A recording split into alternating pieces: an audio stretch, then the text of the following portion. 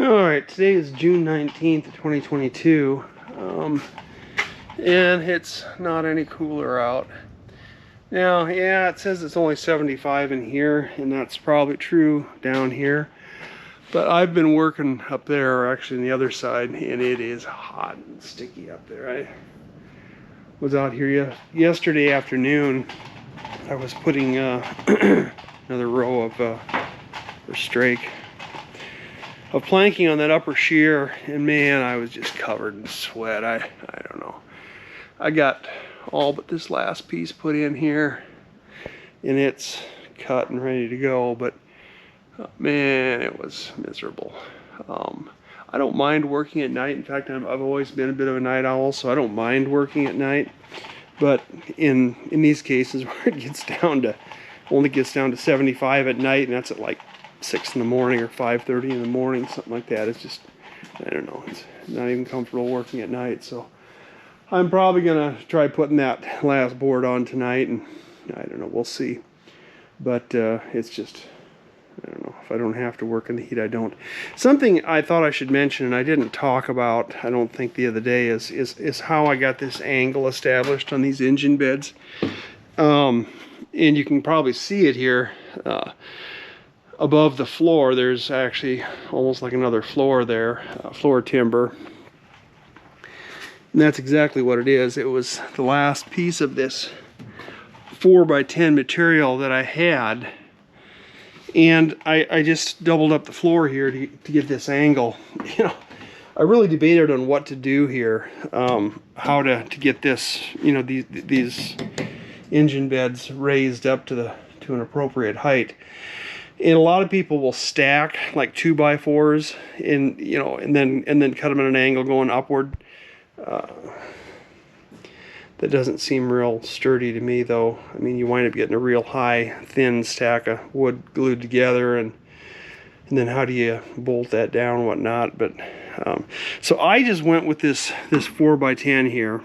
It's got 4 bolts going through, you know, through the frames.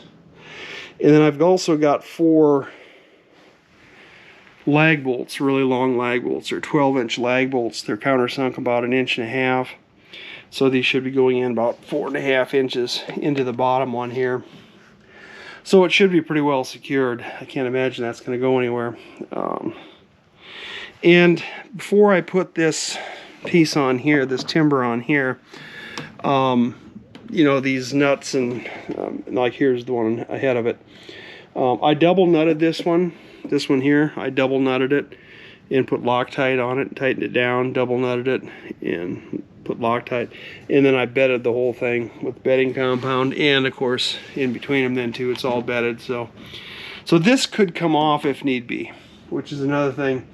Certain parts of the boat, you know, it would be really handy maybe at some point down the road, 20 years from now or whatever, to be able to get a piece off. And this is one of them that if you ever change the engine, or, you know, I can't imagine this thing probably rotting out on me.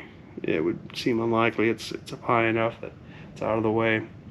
It probably shouldn't rot, but you never know. So I'm debating what to do with these here so they don't hold water. I suppose maybe I should just put some bedding compound in there. Again, something that you could get out relatively easily. Or maybe some cheap caulk or something, I don't know. So you don't get water standing in there. But yeah, I thought I should mention what I did here. And again, I'm planning on putting probably on that second frame back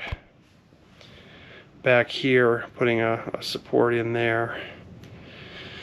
And then not putting one on this one, simply because I need to get at a pan under there, a drip pan underneath there. And I don't think it's going to be an issue strength-wise. I think this is going to, this steel rail here is going to be, or these 2 steel rails are going to be plenty strong.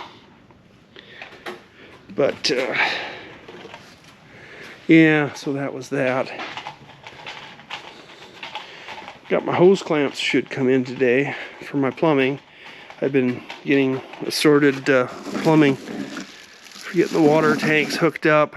And there's some hose, reinforced potable water hose. And there's the strake that I put on, or most of the strake that I put on. That's that new 2x6s that I got.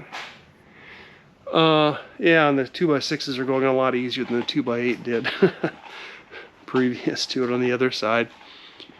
So yeah, once the weather, at least if the nights cool off a bit, I should be able to get at this a little more aggressively again. But in this heat, I just, man, if I don't have to work in it, pretty much I don't. So, yeah, sorry, that's the way it goes.